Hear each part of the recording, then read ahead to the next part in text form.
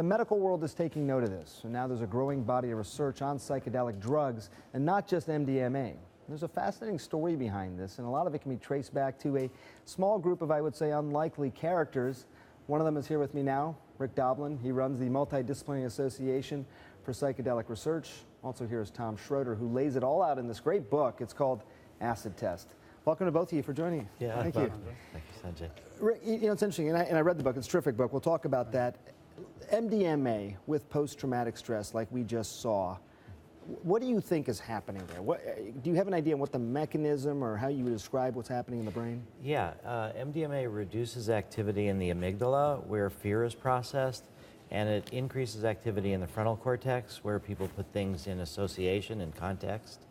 So people are able to look at traumatic memories, the fear is reduced, and then they're able to separate out that it was happening then and not now, and then they don't have to be triggered so much when they have the memories. And so if they're going through counseling, for example, it could make that counseling more effective. They're not as paralyzed, if you will, by the memories that are being brought up? Yeah, we're saying that MDMA itself is not the medicine, it's MDMA-assisted psychotherapy.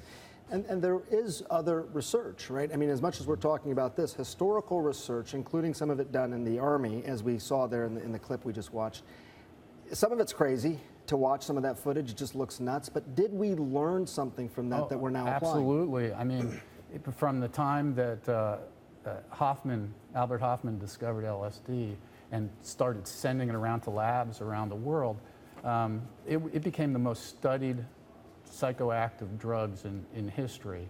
And it was considered to be extraordinarily promising.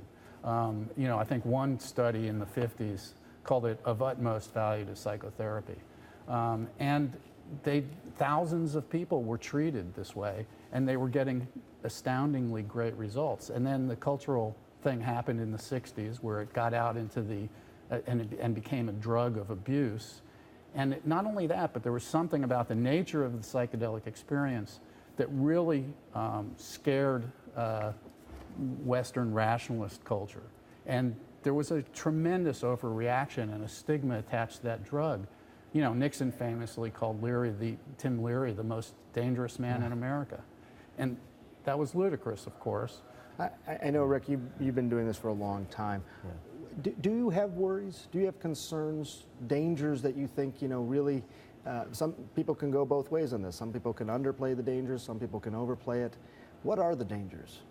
Well, there's a different set of dangers when this is used in clinical research setting than when people use these drugs in non-medical recreational settings. But in the clinical settings, the dangers are mostly psychological, they're not physiological. We are able to screen people that have heart problems, we're able to administer pure drugs with adequate fluids, and people are resting. So we've not really found any physiological dangers from administering MDMA or LSD, or other people have administered psilocybin in clinical settings. It's more psychological, managing the fact that people's unconscious emerges, particularly people who've been traumatized.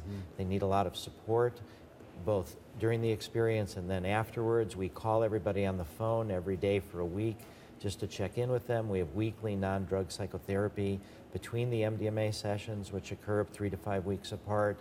We track people 2 months and up to a year after their treatment. So I think that from the FDA's risk analysis perspective, that the benefits outweigh the risks. Look, facts matter, and I thank you both for presenting those facts. Yeah. Thanks for being here. We'll keep on it. Thank you for helping us present them. Sure.